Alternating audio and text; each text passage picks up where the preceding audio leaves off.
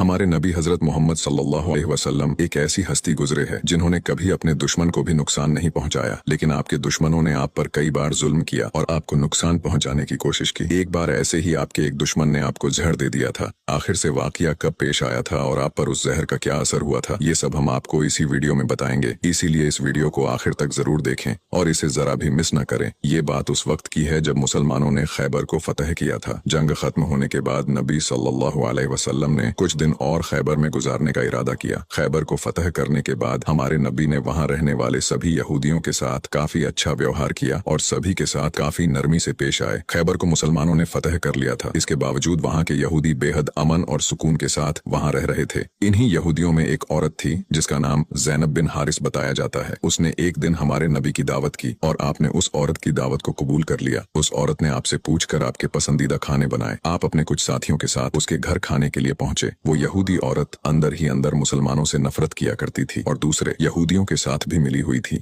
जो मुसलमानों के दुश्मन थे। उस औरत ने खाने में पेश होने वाले बकरी के गोश्त में जहर मिला दिया था। जब जहर से भरे उस गोश्त को आपके सामने पेश किया गया और आपने खाने के लिए एक निवाला उठाया और अपने मुंह में रखा तो आप समझ गए कि इसमें जहर मिला हुआ है। आपने तुरंत अपने साथियों को खाना खाने से रोक दिया और कहा कि इसमें जहर मिला हुआ है, लेकिन अफसोस कि आपके कुछ साथी उस वक्त तक कुछ गोश्त खा चुके थे जिसकी वजह से उनकी शहादत हो गई। कहा जाता है कि जहर के बारे में हमारे नबी को उस जहर की बोटी ने ही खबरदार किया था। इस वाक़ये के बाद उस औरत के साथ साथ उसके सभी साथियों से पूछताछ की गई तो उन्होंने न सिर्फ अपना गुनाह कबूल किया बल्कि ये भी कहा कि हमने आपके साथ ये इसलिए किया क्योंकि हम ये देखना चाहते थे कि आप अल्लाह के सच्चे नबी हैं या नहीं। अगर आप अल्लाह के सच्चे नबी हैं तो इस जहर का आप पर असर नहीं होगा और अगर आप अल्लाह के नबी नहीं हैं तो हमें आपसे छुटकारा मिलेगा। ये बात तो सब जानते हैं कि हमारे नबी ने कभी किसी से बदला नहीं लिया, जबकि आप पर कई बार बहुत जुल्म किया गया जिसके बारे में कोई सोच भी नहीं सकता। लेकिन जब उस जहर की वजह से आपके सहाबा की शहादत हुई थी तो कानून के मुताबिक उस औरत को भी कत्ल कर दिया गया। लेकिन कुछ रिवायतों में आता है कि उस औरत ने खुदकुशी कर ली थी। वही कुछ रिवायतों में कहा जाता है कि उस औरत को माफ कर दिया गया था। इस बारे में कई मुफस्सरीन अपनी अलग अलग राय रखते हैं। एक हदीस में हजरत आयशा फरमाती है कि जब नबी सल्लल्लाहु अलैहि वसल्लम की जिंदगी के आखिरी दिन चल रहे थे और आप बीमार रहा करते थे, उस समय आप कहा करते थे कि खैबर में जो मैंने जहर से मिले हुए गोश्त का टुकड़ा खाया था उसका दर्द मैं आज भी महसूस कर सकता हूँ। ये बात कई किताबों से साबित है कि उस जहर का असर हमारे नबी के आखिरी दिनों में देखा गया था और इसी जहर के असर ने आपकी वफात में एक अहम किरदार अदा दिया था।